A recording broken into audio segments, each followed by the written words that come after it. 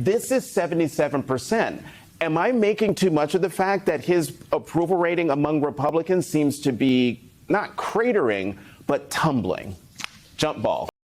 All right, guys, so as most of you already know, I don't normally get to bring you a whole lot of good news on this channel, especially under this administration.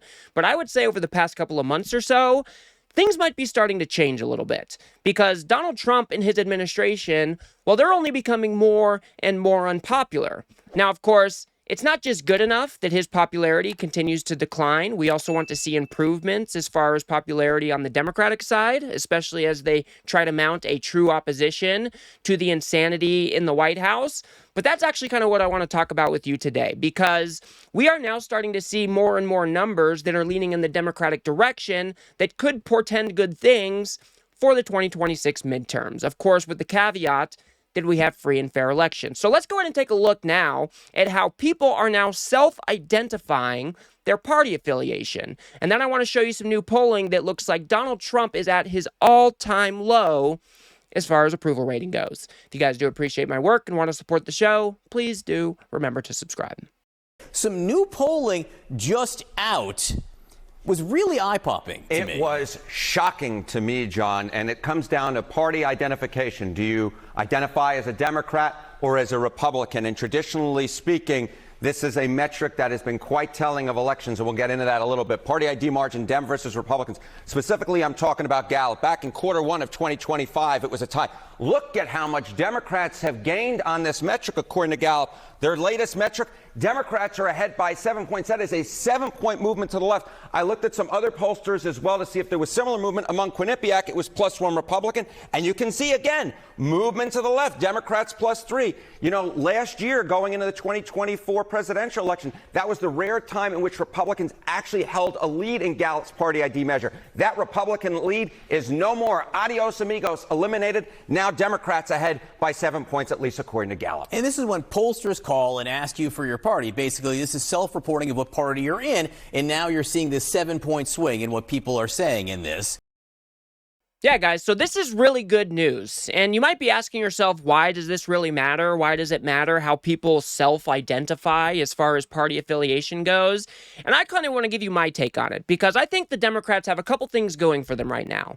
First of all, the No Kings protest was a huge, huge success. And when others see 7 million people taking to the streets to stand up to this administration, I think people become more comfortable in identifying with the opposition party. So I think that's point number one. And then point number two is that I think Democrats have also picked a pretty strategic fight as far as the Affordable Care Act subsidies go. We've got the government shut down, and what do people see? They see Democrats standing up and fighting for their health care premiums. So now people are just becoming more comfortable self-identifying with the Democratic Party. This is good news. And if we can continue with this momentum, like I said, this could portend some good things as far as the 2026 midterms goes. And just to kind of put that in perspective, we can look at these numbers compared to past midterm cycles.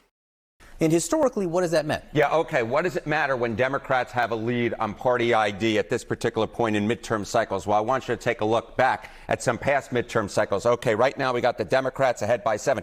You go back 4 years ago, the Democrats were only ahead by 1 point. This doesn't look anything like what we had at this point going into the 2022 midterm cycle. It looks much more like what we had going into the 2018 midterm cycle, in which Democrats were ahead by 4 points. They're actually doing better at this point than they were doing during the 2018 cycle. If you average in the Quinnipiac, it's about the same. But at this particular point, what you're seeing is Democrats doing considerably better than they did back in the 2022 midterm cycle. And more than that, Democrats have been gaining throughout this year compared to what we saw back in the 2021 year, in which we saw Republicans gaining during the year. And what we've ended up with in Q3 is Democrats ahead by 7, much better than the position that they had going into 2022, when they were only ahead by 1 point in Q3 of 2021. So Again, guys, this is really good news. I mean, we can take these numbers. We can also look at the congressional ballot. We can also look at special election, which Democrats are overperforming in. And if things continue on this path, Democrats should be able to clean house in the 2026 midterms. Now, of course, we are facing a lot of headwinds here. It is going to be an uphill battle because we have Donald Trump and his administration going around the country and trying to rig the election in advance. But if we take a look at these numbers compared to historical perspective, we can see here that when more people are identifying as a Democrat as far as party affiliation goes, we are more likely to win the midterms. And if we just go ahead and rank those as far as the actual absolute number goes, let's see what that has to say as well. The number 7, where does that rank? What does that tell us? Yeah, about how what they is might that? Exactly right. All right, so we have 2022 midterm, we have 2018 midterm. Now let's go all the way back. We'll jump in the DeLorean and essentially look at party ID advantages in midterms. When the GOP gains House seats, look at this. Democrats were ahead by only a point. When the Dems gain House seats, look at this. Democrats are ahead by 8 points. Democrats are up by 7 right now. If this 7-point lead holds in the next year and it averages out next year in 2026, Democrats plus 7, there is no historical precedent for Republicans actually gaining House seats. The Democrats gain in every year. That looks like what Gallup shows right now. Yeah, again, and this number right here for Democrats may be one of the better numbers they've seen in some time. You got it exactly right, Joe. All right, Harry. Yeah, so no historical, what did he say? Precedent.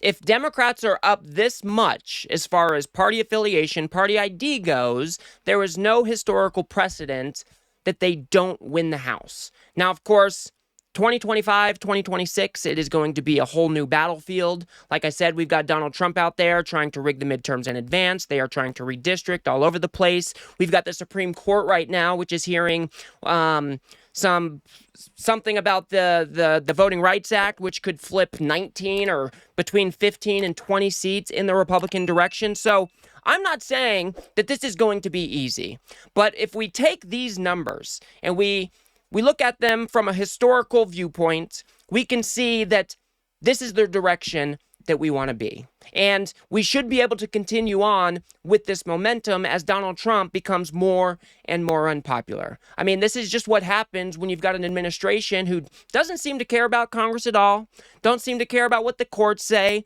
They're rounding people up without any due process. They're passing big, despicable bills, kicking millions of people off of their health insurance. Democrats should be able to capitalize on this. And if they can't, I don't know what to tell you.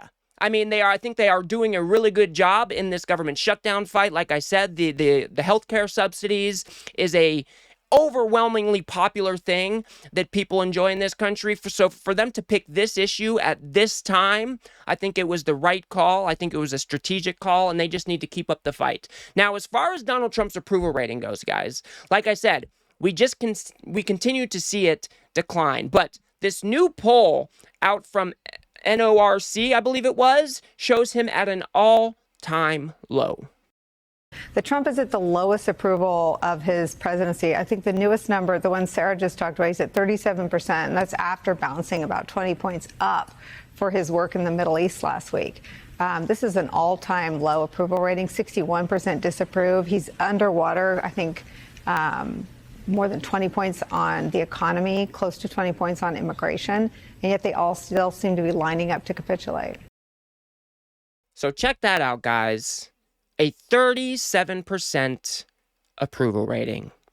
I mean, that's just abjectly terrible. And I think the more interesting part about this particular poll is you now are starting to see Republicans even turning on Donald Trump.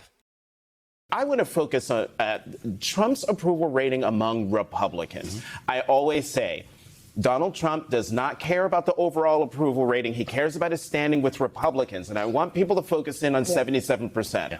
I have never seen Trump's approval rating below 90 or below 89, 88. This is 77%. Am I making too much of the fact that his approval rating among Republicans seems to be not cratering, but tumbling? This is pretty insane, guys. We're talking about 1 in 5 Republicans now saying that they disapprove of Donald Trump.